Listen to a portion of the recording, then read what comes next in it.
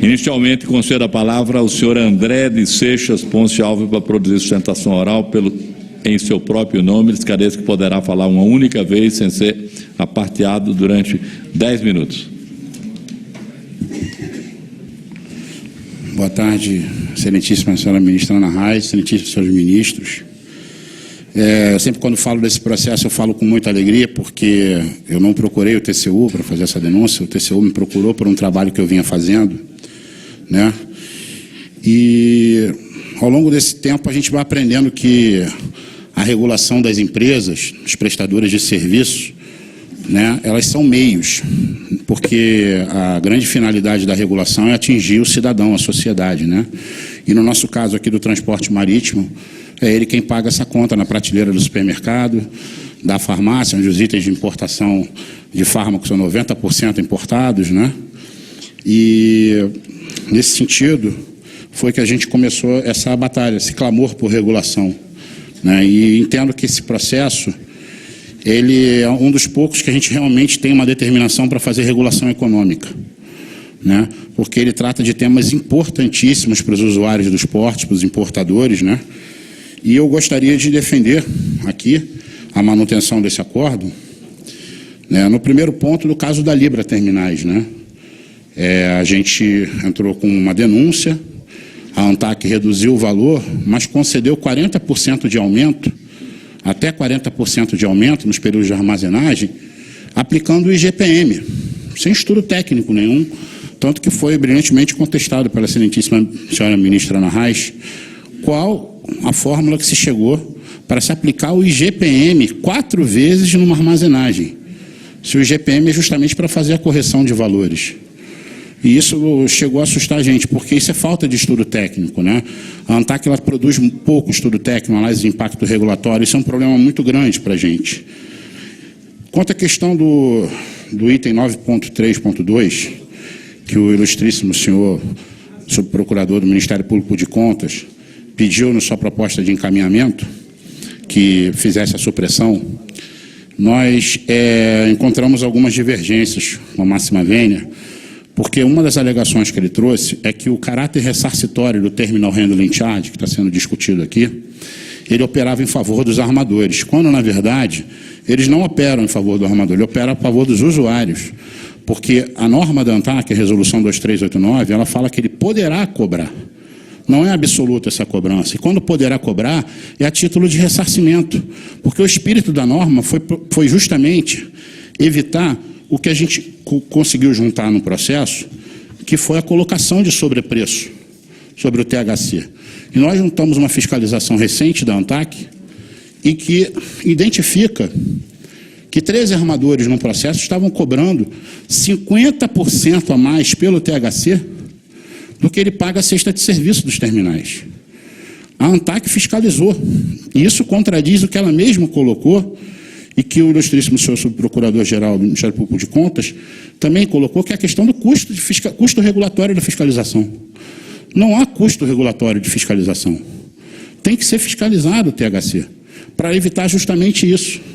E a própria ANTAQ defende esse espírito de que o ressarcimento é a favor do THC favorável ao usuário, porque ela fala no relatório de fiscalização em conduta lesiva, de sobrepreço.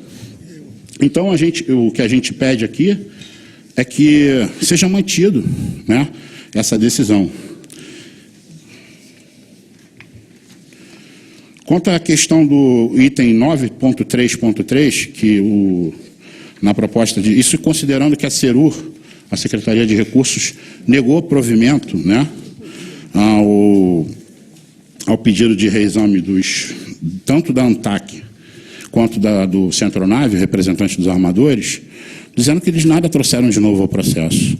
E é verdade, porque ao longo do processo eu não vi um estudo técnico sequer, nem por parte da ANTAQ ao longo desses anos todos, nem no pedido de reexame. Não teve um estudo técnico, ao contrário do que eu produzi.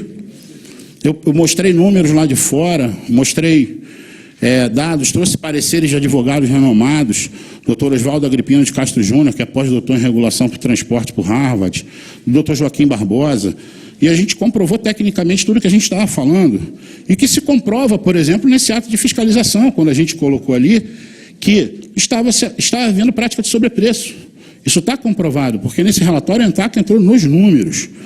Então, mudar a redação, fazer a supressão do item 9.3.2 e mudar a redação no 9.3.3, eu acharia que ficaria totalmente fora de propósito. Isso desprotegeria o usuário, porque retornaria o THC ao que ele é hoje. Não fiscalizável. Trazer para dentro da ANTAC. Então, esse caso do item 9.3.3, eu acho que ele não abre nenhuma estratégia do armador. A única coisa que ele fala em obediência ao princípio da publicidade, regule a atuação de todos os concessionários arrendatários de forma a exigir a necessária divulgação aos usuários da composição dos custos do THC e de todos os itens da cesta de serviço, só os itens. Né? Ele tem que ser mantido também, porque ele faz parte do 9.3.2. Bom, quanto à questão do item 9.3.4, que trata da Lei 9432 de 97, da exigência de acordos bilaterais, foi uma outra proposta de encaminhamento, no sentido de que isso prejudicaria o país. Bom, são acordos bilaterais, eu não vejo como prejudicar o país. E o que eu entendo é que nós temos uma Lei 9432 para ser respeitada. A gente não pode encontrar caminhos diferentes disso. Para encontrar esses caminhos, vamos ao Congresso, falar, olha, os acordos bilaterais não são importantes, vamos tirar essa exigência da lei. Ou, porque, ao mesmo tempo, o dispositivo constitucional, né, que traz essa lei, ele também serve para o aéreo e para o rodoviário, para o terrestre. E a ANAC e a NTT mantêm esses acordos bilaterais todinhos. Só a ANTAC não mantém, porque, na verdade, nós esquecemos a nossa navegação por muitos anos, né? Haja vista a situação que ela está, né? Então, ela é importante, essa manutenção também dessa decisão, que foi perfeita de acordo com a Lei 9432. Na questão do item 9.3.5, a gente também defende a manutenção. Por quê? Em 26 de dezembro de 2017, a ANTAC editou a Resolução Normativa 18 de 2017. Isso está até mencionado no relatório da proposta de encaminhamento do ilustríssimo senhor subprocurador do Ministério Público de Contas, procurador-geral do Ministério Público de Contas. Ela realmente criou a norma. Foi uma norma feita com estudos, só que essa norma, ela protegeu a operação do usuário, não o bolso do usuário. Não tratou ali de metodologia de acompanhamento de frete. Quando a gente fala de metodologia de acompanhamento de frete, a gente fala para evitar externalidades negativas, combinações de preço. Não é tabelar o frete do armador, a gente não quer isso porque o frete é livre. Não tem essa metodologia, e a gente ouve muito a ANTAC falar que não tem como, porque encontra-se dificuldades no mercante com a Receita Federal, mas poderia ter criado um sistema para acompanhar esses valores, como se faz a Federal Maritime Commission americana. Ela não tratou das sobretaxas, ela fez uma definição de sobretaxa, que é esses valores extra-frete que está no acórdão, mas ela tratou do seguinte, olha, eu vou te avisar que tem, é a ciência, só que, e definir ela na norma, o que é uma sobretaxa. Só que ela é cobrada normalmente. Ela é cobrada, ela é criada pelo armador ao bel prazer. E o usuário fica refém daquilo, porque se ele tem que falar, bom, eu imputei essa sobretaxa, estou te avisando, você vai pagar, porque se você não pagar, você não vai embarcar sua carga. Então, não se regulou a sobretaxa. E eu tenho aqui, eu trouxe aqui um... Chama, por favor, quem?